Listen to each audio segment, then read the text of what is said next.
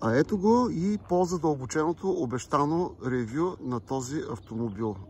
Ford F-150 Platinum Power Boost, т.е. хибрид, 2023 година.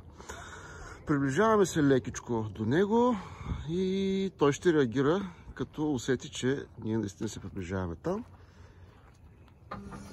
Хоп, усети, че се приближаваме и реагира, отвори степенките. Така, нека да го огледаме отвътре, отвън и отвътре и да видим за какво точно става въпрос. Отваряме вратите. Ето го отвътре. Нека да видим какво има под предния капак първо. Да огледаме от всякъде, отвън, отвътре.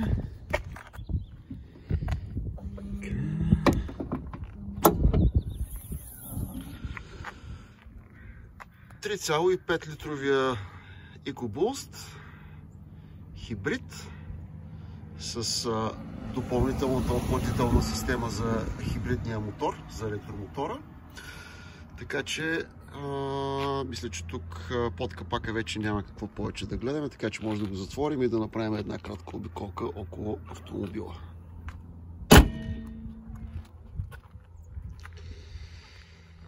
Прекрасна решетка.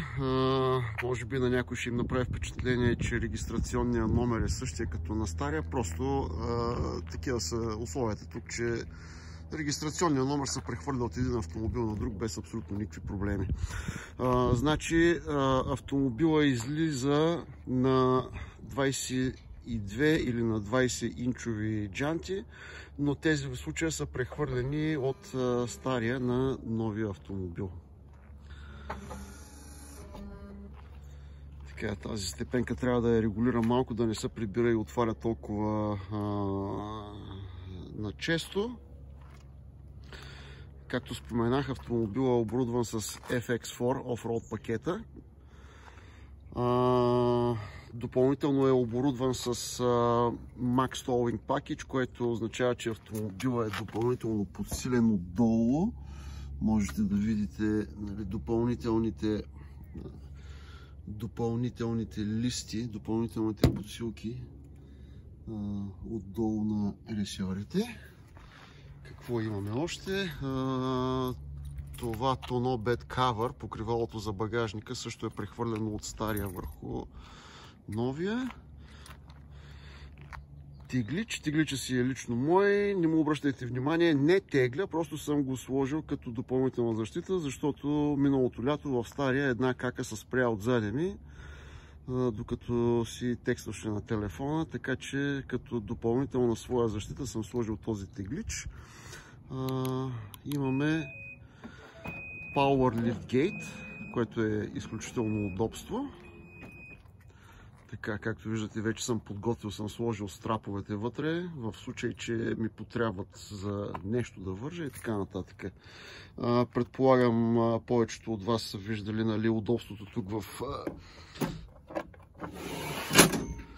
степенките. Ето имаме стълбичка, издърпваме това нещо и така. Сега вече може много удобно да се качи човек, да стъпи. Ето тук, така, по този начин. Стъпвате, хващате се и се качвате. Прибира се много лесно.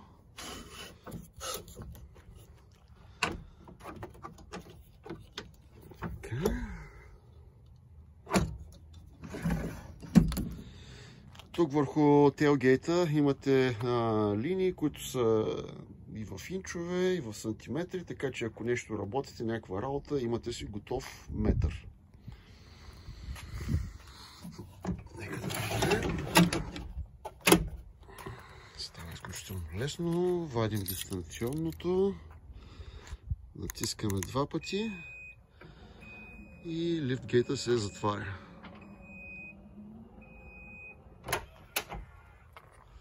Така.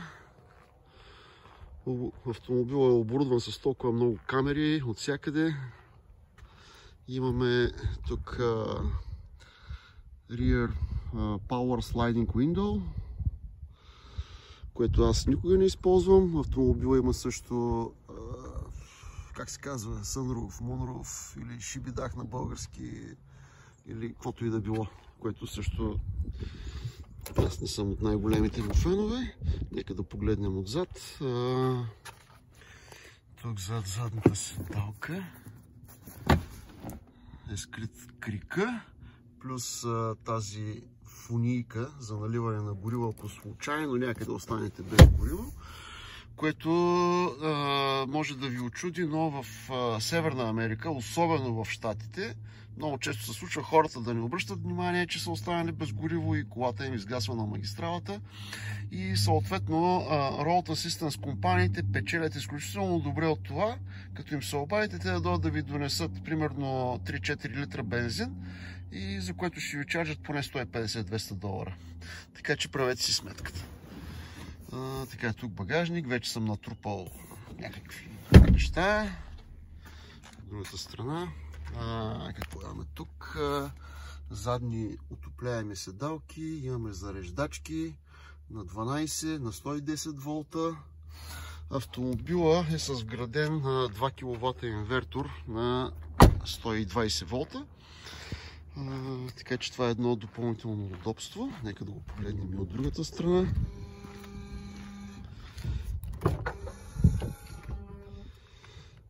Така. Честно казано, съм много приятно впечатлен от качеството на кожата, която е вътре, и я намирам за една идея по-добра спрямо кожата, която беше на Limited модела, който на всичко отгоре се води и по-висок трим левел. Интересното е, че капачката за резервуара е заключваща се, докато на Limited, който имах до вчера, капачката можеше да се отвори най-свободно от тук, без да бъде заключвана. Сега нека да погледнем и от вътре. Какво имаме тук? Електрически стъкла, огледала, 3 позиции на запаметяване на позициите на седалките. Това е един инфрачервен датчик, който е част от системата на Blue Cruise Control, което означава не е self-driving car, но е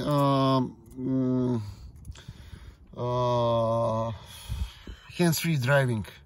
Тоест, когато зададете параметрите на Cruise Control, колата си спазва дистанцията спрямо предната, поддържа необходимата скорост и си стои в лентата сама, можете да карате без да държите волана. Но ако не сте сетнали тази опция, тази инфрачервена камера тук ви наблюдава, и ако ръцете ви не са върху волана, тя ще започне да ви пищи, да ви изпраща съобщения, сложете си ръцете на волана, гледайте си пътя и така нататък. По същия начин следи за вашата умора. Ако започнете да се прозявате прекалено много, да мигате прекалено често, усеща някаква умора у вас и започва на дисплея да ви се появява една чаша кафе с надпис Stop and take a break, което е доста забавно, според мен. Седалките електрически, за разлика от Limited модела, тези нямат опцията за масаж. Какво друго има? Значи, нека да погледнем. Електрическа ръчна спирачка, това е за педалите, електрическо настройване на позицията на педалите. От този бутон можете от тук отвътре да отворите лифтгейта отзад, и ето тук от този бутон се отваря капачката на резервуара. Автоматични фарове, къси дълги. От тук си настройвате яркостта на светлините вътре в купето, на дисплея и така нататък. Това е свързано с зон лайтинга.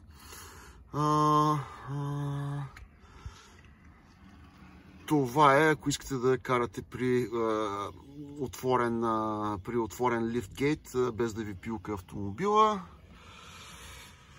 Така, автоматични чистачки, къси дълги светлини, от тук настройките на Cruise Control,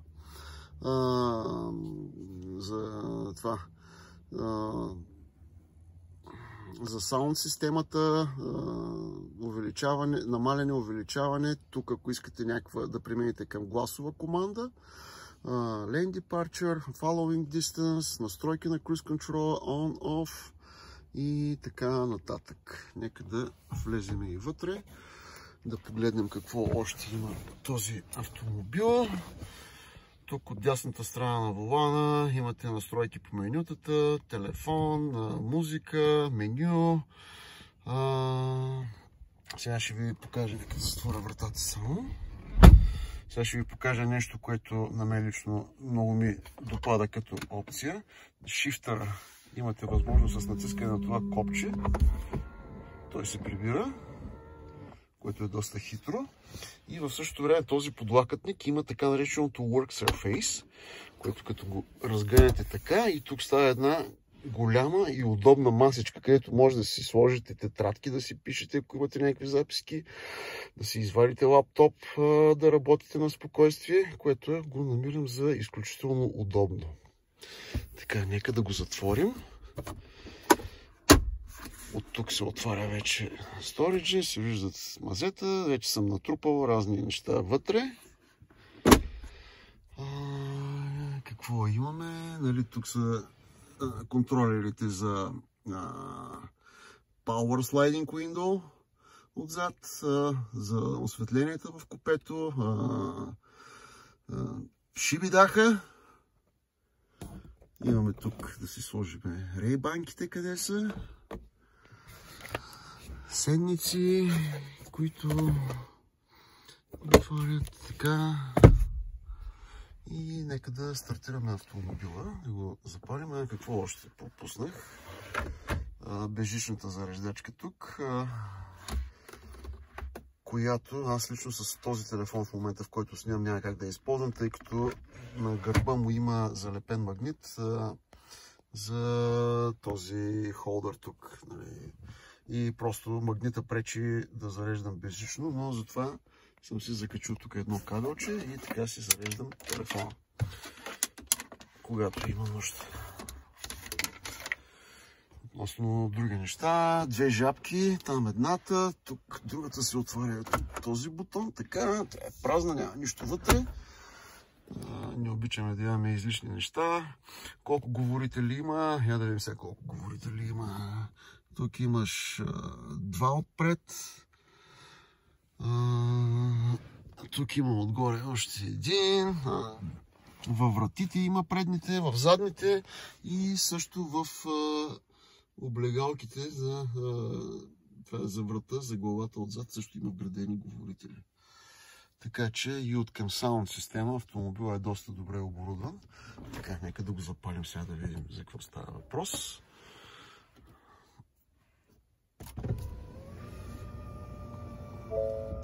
Стартирахме, ето това е стартира на ток, очевидно има достатъчно. На колко е в момента? Значи 14,8 литра на 100 км. Но нека да имаме предвид, че автомобил в момента е на 100 км, а аз го взех на 50. Тоест, за 50 км изминати, това е разхода, който показва в момента, но в момента на взимането, когато го взех вчера, разхода показваше 62 и нещо. Тоест, нали, там където е работил на място по дилършипа, където са маневрирали, нали, работила е колата, пробвана и така нататък, е показала доста висок разход на гориво, но вчера за 50 км от 62 и нещо съм успял да го смъкна на 14,9. Тоест, ако го покарам още няколко дни, автомобила ще си влезе в рамките на нормалните 10,5-11 на 100 км, 11 на 100 разход на гориво в градски условия. Така, какво се активира тук? CarPlay имаме, навигация. Едно от нещата, които много харесвам в този Ford. Я да видим сега какво има тук.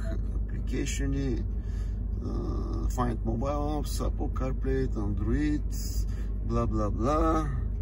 Отиваме в настройките, радио, phone list, sync navigation, sound, vehicle. Я да видим какво става тук на vehicle. И от тук, нали, можете да видите как е настроено, примерно на 30 минути максимално работа на място. Rear Occupant Alert. Това означава, че аз съм го изключил. Това означава, че всеки път, когато угася колата и тръгна да излизам от нея, тя ще започне да ми пилка, провери отзадните седалки, дали има хора и така нататък. Easy Entry Exit, Eco Idle, My Key, Onboard Motor Serial Number, Remote Start Setup, whatever. Какво продължава надолу, как да се регулират чистачките, Power TG, настройки на светлините, Ambient Lighting, заключвания, огледала. Огледалата дали да бъдат постоянно отворени, дали да се затварят при заключване на колата и такива неща. Така, отивам сега на Features, Driver Assistance. Това е свързано, нали, с пазенето на лентата, Running Boards, дали да бъдат отворени, затворени и така нататък. Pro Power On Board, това е свързано, нали, с инвертора. Zone Lightning, Towing, Power Flow, Overs Manual, whatever.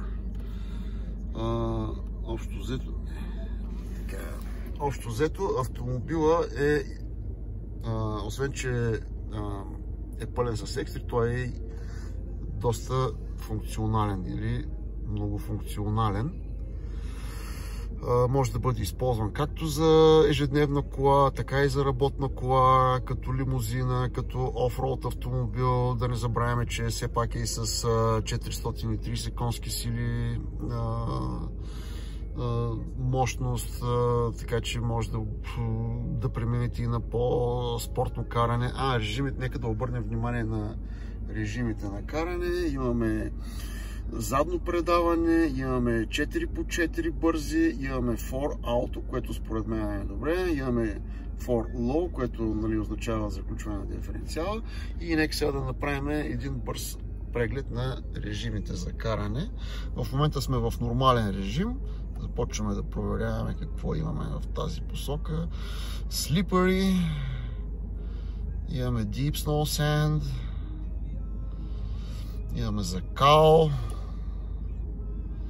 имаме за офроуд. Така, в тази посока свързах. Сега започваме да въртим в другата, да видим какво има. Върнахме се обратно нормално, въртим в обратната посока.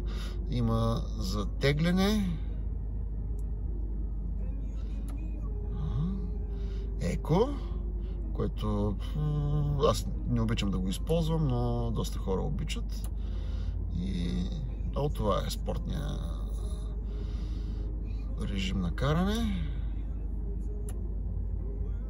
И това е общо взето. Нека да го върнем сега обратно на нормалния. Така, да го върнем обратно на автоматично. И това е в общо взето общото представяне на този автомобил, като искам още веднъж да спомена, при желание от ваша страна можем да намерим подобен автомобил, който дори да не е чисто нов, да бъде употребяван, като пак споменавам, че моделът излезе през 2021 година. Така че всеки хибрид, който успеем да намерим, той ще бъде доста нов. Специално от Ванкувър ерията ще бъде на сравнително малко километри, доста запазен и можем да го намерим на доста добра цена при тукашните официални Ford дилери. Не забравяйте да се свържете с допълнителни въпроси или каквито и да са въпроси с нашите приятели от Urban Motors и North Auto. Успех на всички!